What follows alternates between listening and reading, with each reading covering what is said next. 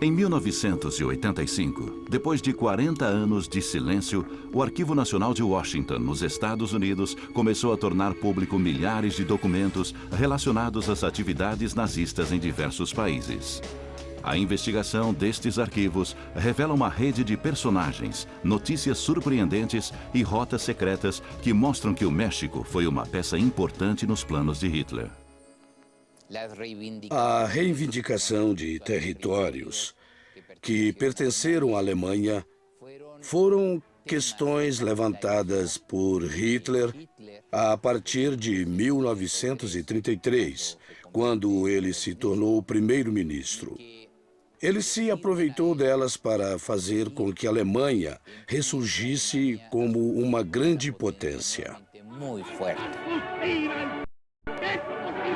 Em março de 1934, Hitler começa a traçar suas estratégias para conquistar o mundo, e o México desempenha um papel muito importante nestes planos. Conseguir se infiltrar e controlar o poder que os Estados Unidos estavam começando a obter era uma questão estratégica. E por onde era mais fácil entrar? Pela fronteira sul dos Estados Unidos. Em 1940, a fronteira entre México e Estados Unidos era muito permeável. Tinha poucos postos de vigilância. Era possível atravessar a fronteira caminhando. Alguns agentes foram enviados para espionar as regiões petrolíferas e os navios, e eles cruzavam a fronteira livremente. Os controles de hoje não existiam. O principal objetivo era conhecer o potencial bélico dos Estados Unidos, que era o principal aliado da Inglaterra. A segunda questão importante eram os recursos naturais do México. A Alemanha nunca teve petróleo e o petróleo mexicano se tornou uma matéria-prima estratégica para eles. A primeira tentativa do Terceiro Reich de se estabelecer no México foi por meio da imprensa. Uma das estratégias dos alemães, quando instalaram seu departamento de imprensa no México, em 1933, foi comprar a mídia impressa e oferecer assinaturas praticamente gratuitas às agências de notícias alemãs. A operação era financiada pelo Departamento de Imprensa alemão, dirigido por Arthur Dietrich.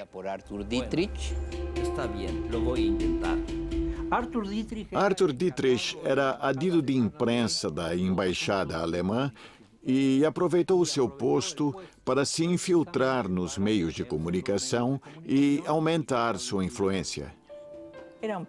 Ele era um personagem, sem dúvida. Arthur Dietrich era um personagem digno de um filme. O que esse homem fez pela difusão da propaganda nazista é impressionante. A estratégia consiste em semear o ideal nazista entre os mexicanos e conseguir adeptos dispostos a apoiar a causa do Terceiro Reich. Ele tinha relações com todos os meios de comunicação, com a mídia impressa, com o rádio e também com os governadores de todos os estados. Ele viajava por todo o país, ele recebia em sua casa um farto material de propaganda nazista, caixas com revistas e folhetos já em espanhol. Ele montou uma verdadeira rede de difusão para divulgar essa propaganda.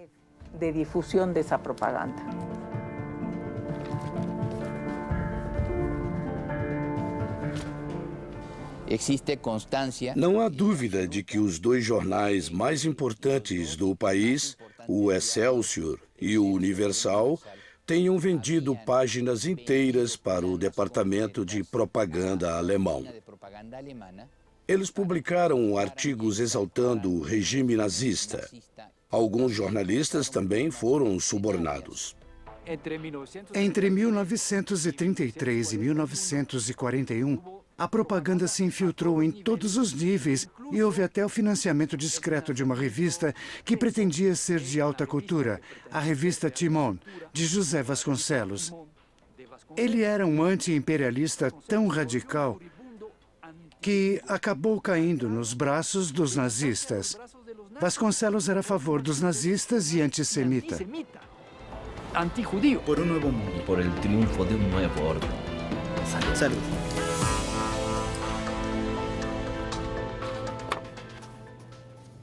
También agregó este nuevo y carismático líder de Europa que Alemania se propone a ser el nuevo imperio del continente. A ideologia nazista também era disseminada pelas rádios. A XEW era a rádio mais conhecida do México e transmitia para toda a América Latina. Seu proprietário era o empresário Emílio Azcárraga. As estações de rádio do Emílio Azcárraga não eram 100% nazistas, mas eram simpatizantes dos alemães e concordavam com o que a Alemanha estava fazendo. Essas rádios foram usadas por espiões. Eles enviavam mensagens cifradas durante a programação e inserindo certas frases nos intervalos comerciais ou entre as músicas. Existia um acordo com Berlim para que essas frases fossem posteriormente reunidas e decodificadas, já que levavam uma mensagem. Entretanto, o mito da presença nazista nas rádios ainda é uma grande incógnita, já que não há registros gravados das transmissões daquela época. No início de 1938, ocorre um fato que viria a favorecer ainda mais os planos do Führer no México. Em março de 1938, o presidente Lázaro Cárdenas nacionaliza o petróleo, provocando o boicote da Inglaterra e dos Estados Unidos, que até então compravam a maioria do petróleo bruto mexicano. O México não podia mais exportar petróleo para os Estados Unidos nem para a Inglaterra, seus dois mercados tradicionais. Mas os não tradicionais continuaram abertos, e um desses mercados era a Alemanha. A Alemanha precisava de petróleo, precisava de matéria-prima para fabricar material bélico em larga escala, como porta-aviões e tanques. E precisava de combustível para todo esse maquinário. Tiveram que tomar uma decisão que desagradou politicamente ao general Cárdenas, que era vender o petróleo para o eixo. Mas venderam assim mesmo.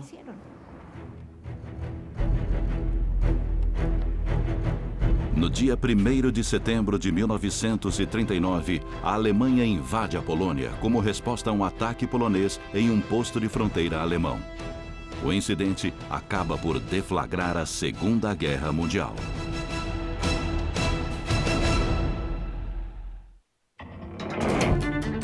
Um cativeiro. Para quem nunca passou por isso, é um mistério. As tropas do Terceiro Reich, juntamente com o exército russo, marcham sobre Varsóvia, obtendo sua primeira vitória. Ovation succeeds ovation. Quando os alemães demonstraram que seu exército era uma máquina extraordinária, eles inspiraram nos mexicanos um sentimento de admiração pela Alemanha, pelos soldados alemães, pelo exército alemão. E é claro que os nazistas se beneficiaram e tentaram se aproveitar desse sentimento. Depois da estatização do petróleo, os nacionalistas se preocupavam com o império que tinham à sua frente, e não com o que estava longe.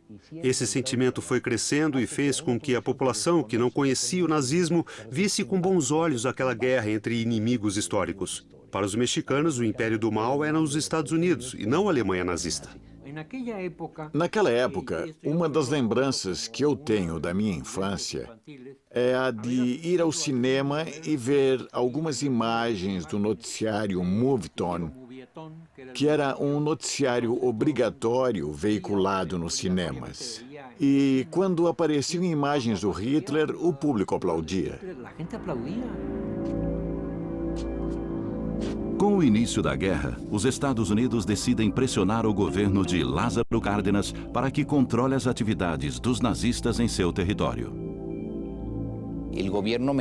No dia 11 de junho de 1940, podemos dizer que o governo mexicano acabou de uma vez com a propaganda alemã no México. Ele decidiu expulsar Arthur Dietrich e também fechar a revista Timón. O governo também ameaçou todos os meios de comunicação mexicanos com represálias, caso continuassem apoiando o eixo. Os meios de comunicação do México praticamente tiveram que se alinhar com os Estados Unidos e Inglaterra.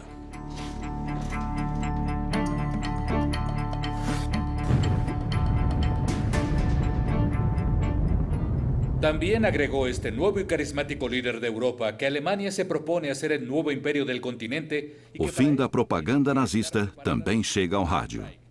También sostuvo unas palabras el líder de las juventudes alemanas, quien dijo con entusiasmo: la joven generación de nuestro pueblo. Quienes presenciaron el discurso nos informan desde Alemania. O governo dos Estados Unidos ameaçou suspender o patrocínio de programas da XEW junto aos anunciantes norte-americanos e deixar de fornecer os equipamentos para a rádio, como peças como as válvulas de vácuo. Essa ameaça surtiu um efeito imediato sobre Emílio Azcárraga. O Emílio começou a colaborar mais com os norte-americanos. Ele retirou o serviço da agência alemã Transocean das suas estações de rádio e passou a difundir as notícias da Reuters, da Associated Press e de agências americanas a favor dos aliados. Todas as forças de artillería están trabajando con fuerza y honor junto a cientos de elementos de las tropas en línea, evitando los continuos bombardeos de la aviación nazi. Mas não é apenas a propaganda nazista que incomodava os Estados Unidos. O destino do petróleo mexicano também preocupa o presidente norte-americano. Quando a Segunda Guerra Mundial começou, o Roosevelt foi o primeiro a pressionar as empresas norte-americanas. Ele declarou: estamos em guerra. O México precisa ser nosso aliado e nos vender seu petróleo. Em 7 de maio de 1940, por meio de um memorando confidencial revelado recentemente, o presidente Roosevelt pressiona Lázaro Cárdenas a suspender as exportações de petróleo para a Alemanha. Os aliados, Inglaterra e Estados Unidos, compram o petróleo mexicano e o boicote é esquecido. Esta posição do governo Lázaro Cárdenas deixa os exércitos do Führer sem petróleo e sem as matérias-primas mexicanas logo no começo da guerra. Os planos de Hitler no México começam a se complicar. Mas são realizadas novas eleições e um novo governo assume o poder no México. Em 7 de julho de 1940, Manuel Ávila Camacho é eleito sucessor de Lázaro Cárdenas. Quando Manuel Ávila Camacho chegou ao poder, houve uma virada radical para a direita. Então passamos de uma esquerda declarada, por assim dizer, para uma direita oculta, que é a de Manuel Ávila Camacho.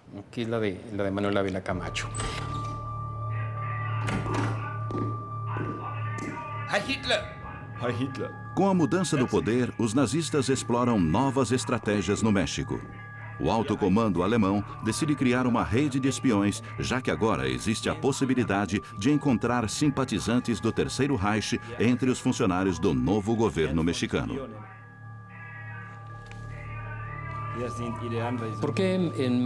Essa rede de agentes nazistas seria estabelecida no México por causa da proximidade com os Estados Unidos, pelo acesso a esse país e também porque o México, de certa forma, era um acesso na América do Norte para a América do Sul, em todos os sentidos.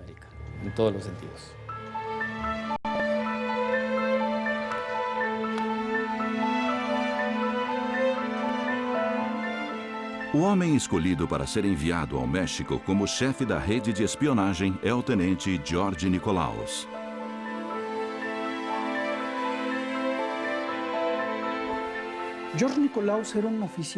Nikolaus era um oficial do exército alemão que em 1940 tinha 42 anos.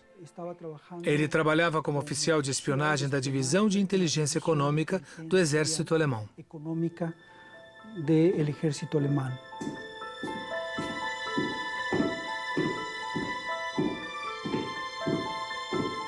George Nikolaus chega ao México em 30 de março de 1940. Ele entra no país usando a identidade de um cobrador da Blaupunkt Radio Company, uma empresa de eletrodomésticos alemã.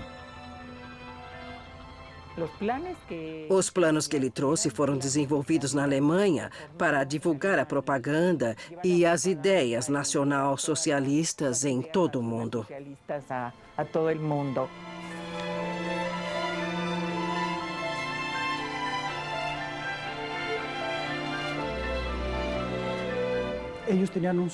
Eles sabiam que havia cerca de 5.000 alemães vivendo no México que poderiam servir como colaboradores ou espiões para as operações que eles tentavam realizar.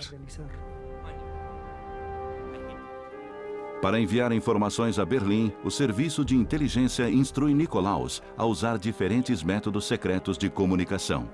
O mais eficiente, sem dúvida, é o microponto. Os alemães conseguiram reduzir a informação que precisavam enviar de tal forma que no ponto da letra I cabia uma página inteira de um jornal. Os documentos são fotografados com uma câmera em miniatura de alta precisão. Desta forma, obtém-se uma foto quadrada do tamanho de um selo postal. Essa imagem é novamente fotografada por meio de um microscópio invertido. O resultado é uma foto infinitamente pequena, do tamanho de um ponto, que depois pode ser ampliada em qualquer lugar do documento.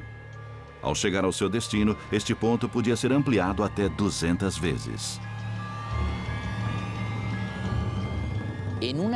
Em uma única carta, eles poderiam enviar de forma invisível, a olho nu, 100, 200 ou 500 micropontos de informação.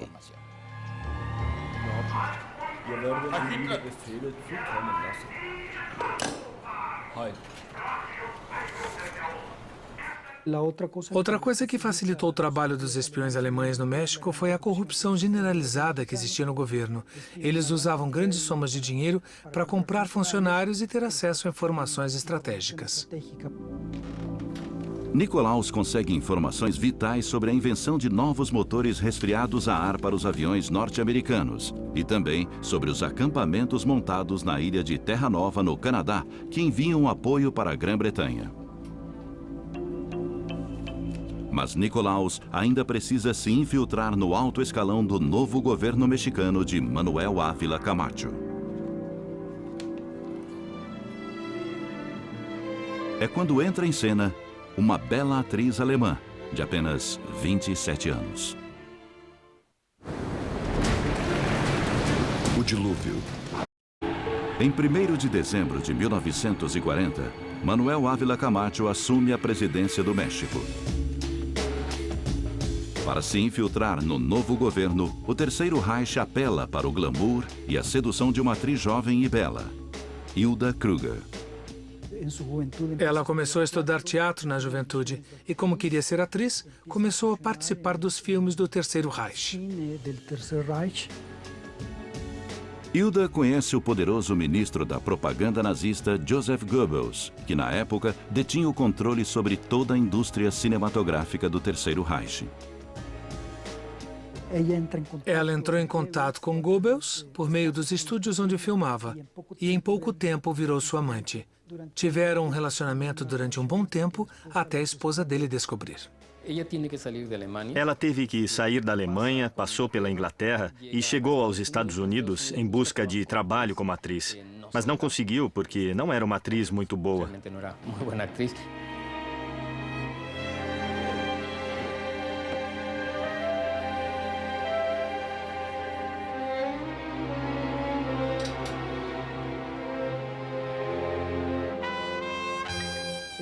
O embaixador da Alemanha em São Francisco a recebeu em Los Angeles e a apresentou aos círculos nazistas que agiam em Hollywood.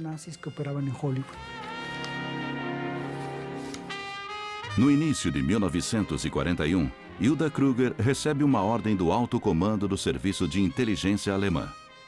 Ela deve ir ao México para apoiar o trabalho da rede de espionagem de Nikolaus.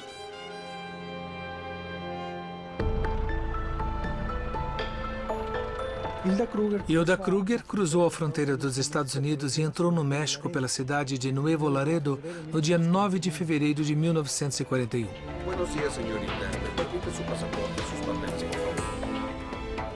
Ela tinha traços alemães e não parecia uma americana típica. Aqui tem, senhorita Kruger. Bem-vinda a México.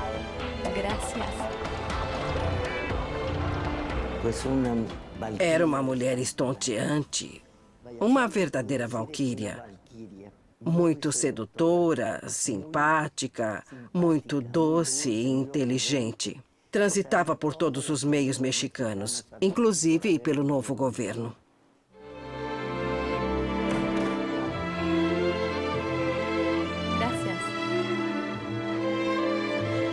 Señorita Kruger. Es usted muy amable. Pase por aquí, siéntase como en su casa.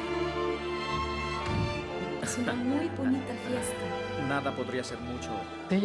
Ela ficou mais famosa pelos políticos com quem dormiu do que pelos filmes que fez. que por las películas que realizó. Hilda Kruger os conhecia muitas vezes nas festas em que frequentava, onde encontrava o alvo adequado e o abordava.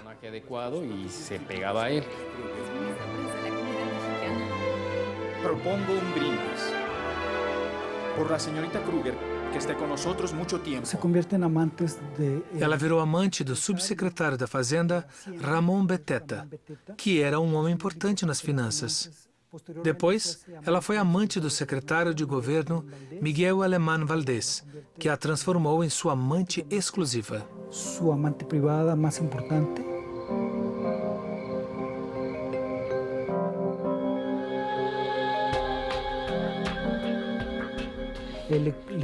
Ele conseguiu um apartamento para ela em uma zona residencial perto do centro da capital. Eram conhecidos como apartamentos Washington, porque eram muito luxuosos. Os agentes da embaixada que vigiavam Miguel Alemán diziam que ele chegava na casa da Hilda às 11 da noite e ficava até às 4 da manhã.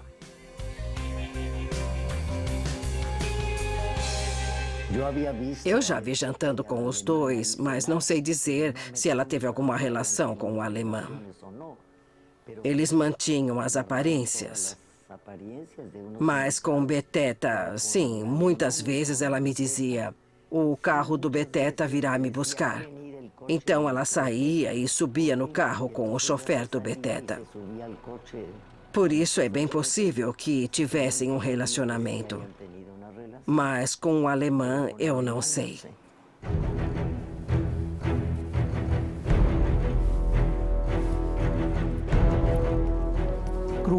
Hilda conseguiu fazer com que todas as informações geradas pelo governo mexicano chegassem aos espiões alemães.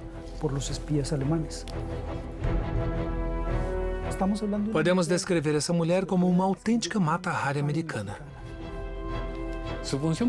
Sua função principal era servir como elo para permitir a entrada de um grande número de espiões alemães no país. Alguns documentos registram que ela ajudou na entrada de cerca de 300 agentes nazistas.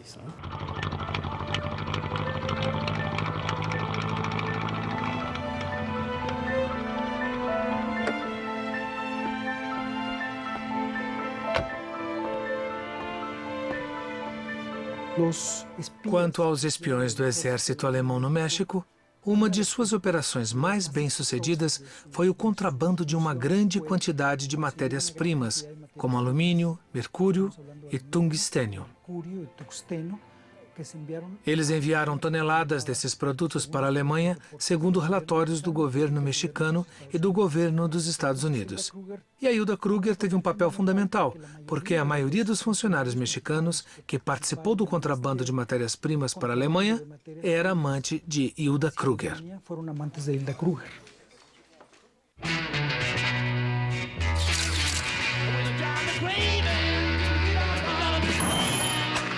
Would you like her to rephrase the question?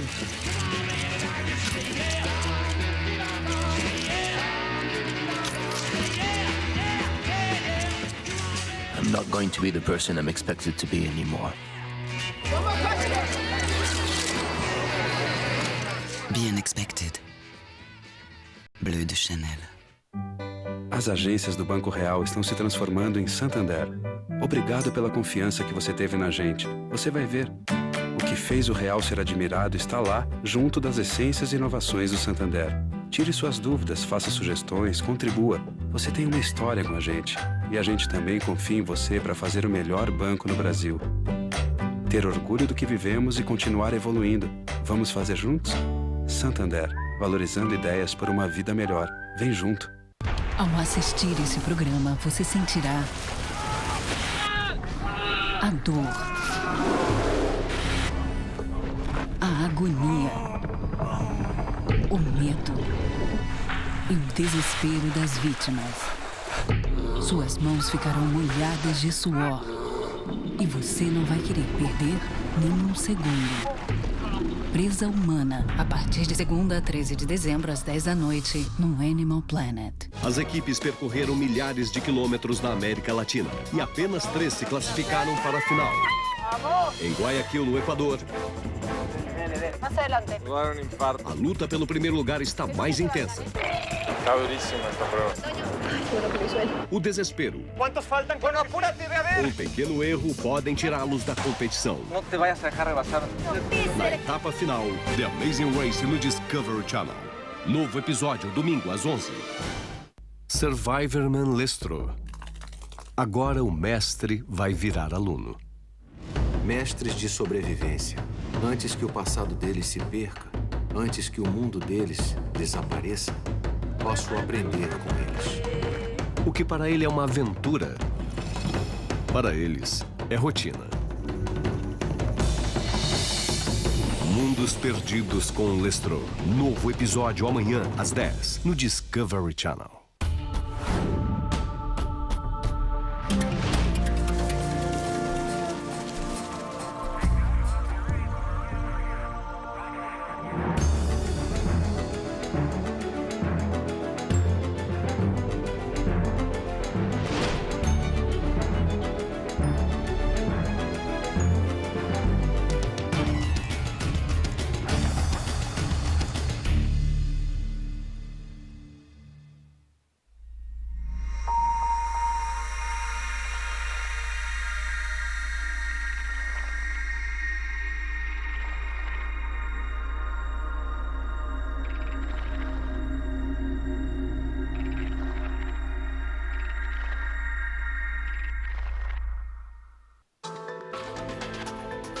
Hilda Kruger, atriz e espiã alemã, demonstra ser a melhor arma do Terceiro Reich no México ao conseguir se infiltrar nas altas esferas do governo.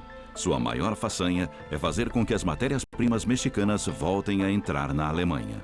A partir de 1940, começou a haver um crescimento exponencial de importação de produtos mexicanos para o Panamá, principalmente de derivados de petróleo, e depois máquinas, motores e outros produtos. Esse fluxo crescente começou em 1940, e entre 1941 e 1942, o Panamá se tornou o terceiro maior parceiro comercial do México. Apesar de o Panamá não produzir nada, é um país muito pequeno. O petróleo proveniente de vários países sai do Panamá e cruza o Atlântico para chegar às refinarias da Eurotank em Hamburgo, principal fornecedora dos exércitos do Führer. Enquanto isso, Nicolau se prepara para realizar pessoalmente o primeiro atentado de sua rede de espionagem. Em março de 1941, ele recebeu relatórios sobre a existência de um navio de guerra inglês, o Forrest Bank, no porto de Tampico. O plano é usar bombas para afundá-lo, executando o primeiro ataque a um navio inimigo deste lado do Atlântico.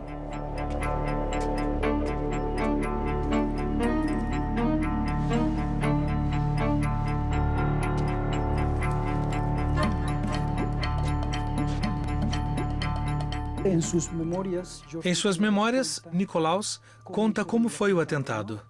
Ele disse que vários agentes foram ao porto de Tampico.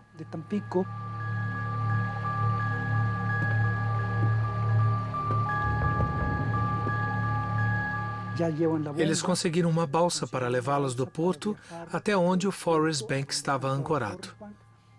Levavam a bomba e também arames.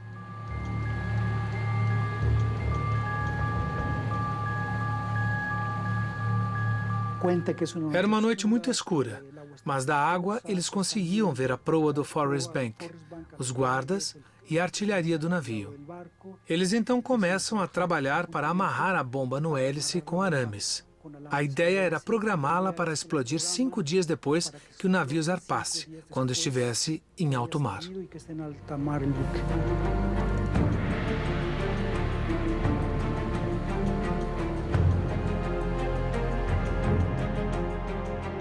Os registros navais ingleses posteriores ao dia do atentado indicam que o Forest Bank não afundou e que continuou realizando suas operações.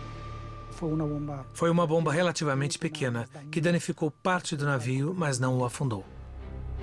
Em Monterrey, outra equipe de espiões nazistas que respondia a Nikolaus trabalhava ao longo da fronteira com os Estados Unidos. Seu líder é um empresário mexicano de origem alemã, Guido Otto Möbius.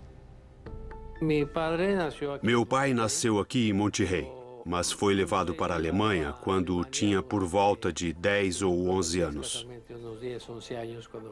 Ele estudou na Alemanha exatamente na época em que começou a surgir o fenômeno da juventude hitlerista. Esse movimento insuflou todas aquelas ideias que impressionam a juventude. Por um lado, ele se sentia autenticamente mexicano, mas também sentia que precisava apoiar o Führer. Ele ficou lá por 2 anos antes de voltar para Monterrey e assumir o cargo do meu avô, que morreu em 1936, à frente das fábricas Apollo. Com grandes recursos econômicos, Möbius consegue ajudar a rede de espiões nazistas em várias frentes. Ele herdou uma empresa que era uma grande indústria química no México, uma das mais importantes do país. Depois, ele se uniu ao Nikolaus e os dois começaram a trabalhar a partir da fronteira norte do México, obtendo informações sobre os movimentos militares na fronteira. Como era um empresário muito rico, ele tinha sua própria antena de radiotransmissão, cujo sinal chegava à Alemanha. Ele trabalhava com empresas que extraíam mercúrio, tungstênio e também alumínio.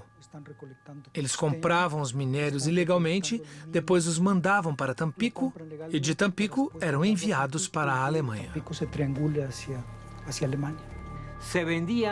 Eles vendiam barris de petróleo com carregamentos de mercúrio dentro. Eram levados por pequenos barcos pesqueiros que pareciam inofensivos. Os barris eram desembarcados na Ilha Socorro, onde depois eram recolhidos por submarinos e levados para o Japão e para a Alemanha, onde usavam esses materiais para fins bélicos. Neste momento, o inesperado fim da aliança entre 2 países da Europa tem consequências fatais para a rede de espiões nazistas no México. Ele nos disse o que pensava sobre viajar no tempo e sobre extraterrestres.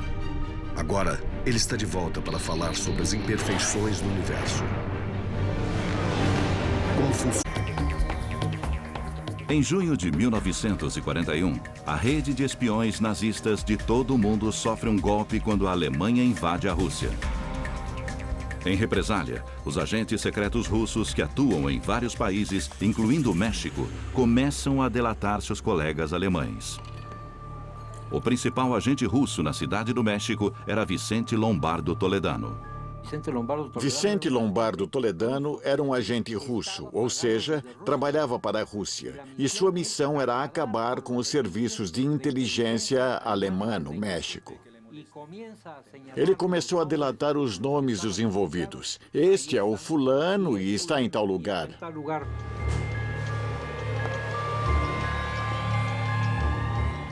Foi assim que começaram as detenções e as extradições. Ahí están. Alcáncenlos y córtenles el paso.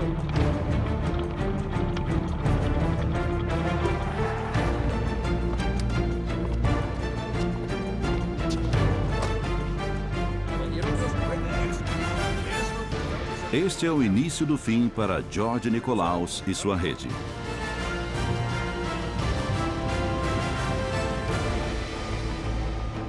No dia 7 de dezembro de 1941, os japoneses atacam Pearl Harbor e os Estados Unidos entram definitivamente na Segunda Guerra Mundial.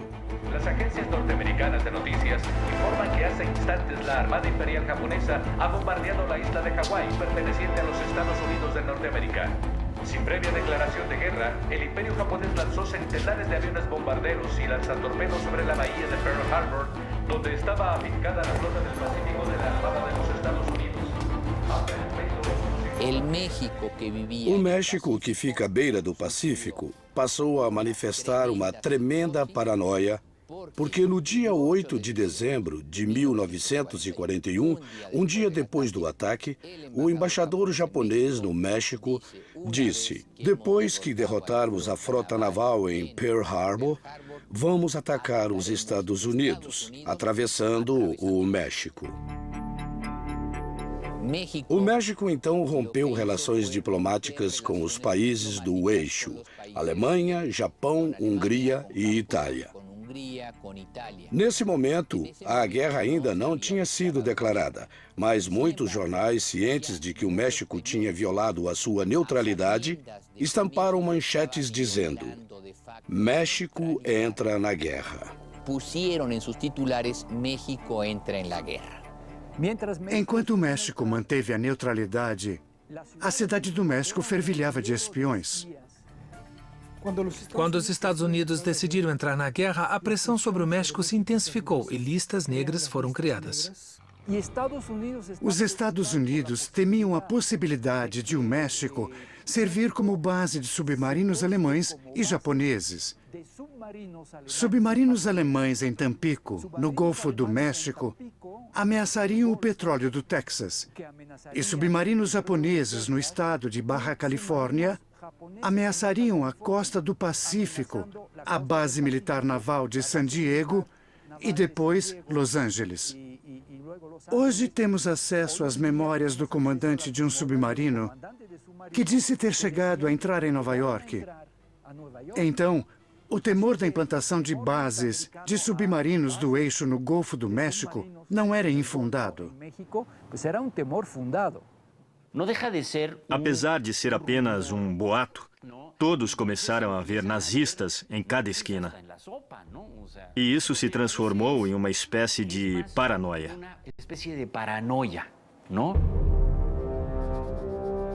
Em janeiro de 1942, o governo dos Estados Unidos entrega ao México uma lista para a captura dos 24 agentes nazistas mais importantes.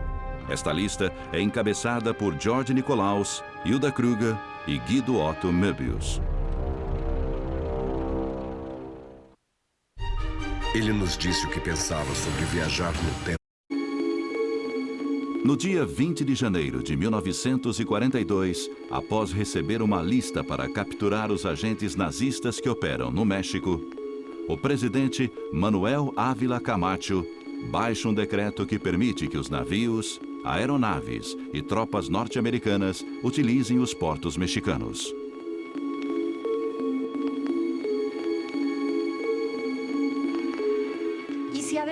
Como o México apoiou os Estados Unidos militarmente quando eles entraram na guerra, se os nazistas avançassem demais, inclusive usando o território mexicano, os mexicanos viam nos norte-americanos uma proteção contra essa ameaça.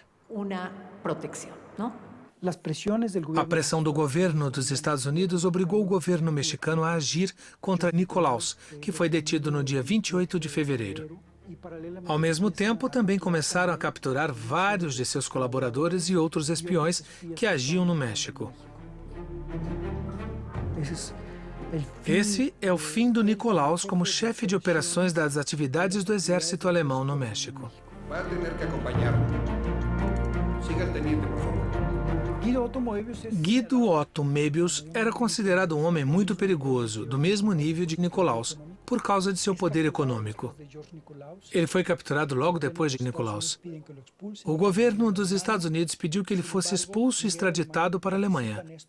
No entanto, Miguel Alemán participou disso e decidiu mandá-lo para um posto de imigração localizado na cidade de Perote, Veracruz, onde ele ficou preso por quase um ano. Muitos alemães daqui não sabiam o que estava acontecendo na Alemanha, nem as atrocidades cometidas contra os judeus. Ninguém sabia de nada. Mas meu pai, que ficou muito doente em seus últimos 3 anos de vida, me disse: acho que Hitler estava enganado. Mas em maio de 1942, submarinos alemães afundam 2 petroleiros de bandeira mexicana. Depois que os navios afundaram, o governo mexicano pediu satisfações ao governo alemão. Como não houve resposta, foi declarado o estado de guerra. O México não declarou guerra à Alemanha, declarou estado de guerra. Surgiu um enorme patriotismo no México que, a partir de então, acabou com a simpatia que se nutria pela Alemanha. No dia 25 de maio de 1942, o presidente do México declara guerra. Neste momento, resta pouco da rede de espiões em solo mexicano. A maioria deles fugiu ou foi parar no campo de concentração da fortaleza de Perote entre os anos de 1946 e 1947. O presidente Roosevelt veio ao México para referendar os novos acordos, já que o governo mexicano começou a colaborar mais com os Estados Unidos. Eles se reuniram em Monterrey e, durante o encontro, o tradutor desse intercâmbio de ideias entre Ávila Camacho e Roosevelt foi o tenente-coronel Roberto Travitz Amezágua. Roberto Amezágua é um dos poucos agentes da rede de espiões de Nicolaus que ainda não foi descoberto. Então essa história tem um lado trágico, mas também cômico, já que o homem que traduzia as conversas entre Estados Unidos e México era nada menos que um agente da rede de Nicolaus. Roberto Amezágua nunca foi descoberto como espião. Suas atividades são reveladas somente com a divulgação dos arquivos de Washington em 1985. Em menos de 2 anos, os espiões nazistas que trabalham no México conseguem enviar ao exército de Hitler na Alemanha matérias-primas e petróleo. Hitler sempre viu o México como um território interessante e dizia: se esse território fosse administrado pela Alemanha, ele se tornaria o país mais rico do mundo. Ou seja, Hitler sempre pensou que conseguiria realizar uma transformação no país. A pressão dos Estados Unidos consegue fazer com que a rede de espiões seja totalmente desarticulada. Entretanto, ainda falta capturar um agente importante, Hilda Kruger.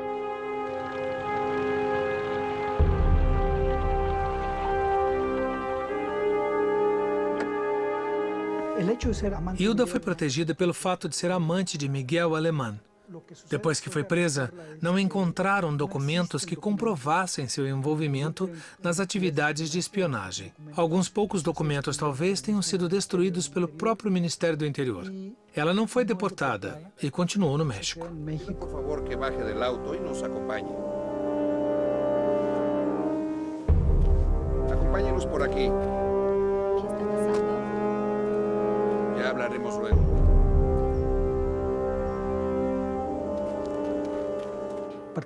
Ela participou de 4 filmes no México. Mire, más vale que sepa la verdad. Yo, señora Barry, soy un pobre diablo y un cobarde. ¿Cobarde? ¿Un hombre que sonríe hacia la muerte? Sim, senhora. Depois ela deixou o México e foi para os Estados Unidos, onde viveu seus últimos anos um tanto esquecida. Da última vez em que vi a Hilda, ela estava em Nova York, instalada em um apartamento maravilhoso. Ela me convidou para jantar, eu aceitei. Foi normal. Depois disse que ia sair. Eu cheguei às 4. Ela tinha um compromisso às 7. Então nos despedimos e nunca mais a vi. Mas eu ainda guardo um recorte de Hilda Kruger, publicado na coluna social de um jornal, em que ela diz: nunca fui agente dos nazistas. Isso é uma armação. Fui uma artista que procurava espaço para me expressar e me negaram esse espaço. Ou seja, ela nunca abandonou essa postura ao longo de toda a vida. Não posso acreditar que ela tenha sido espiã, nunca. Mas imagino que os espiões não se revelam facilmente. Eles devem negar bastante.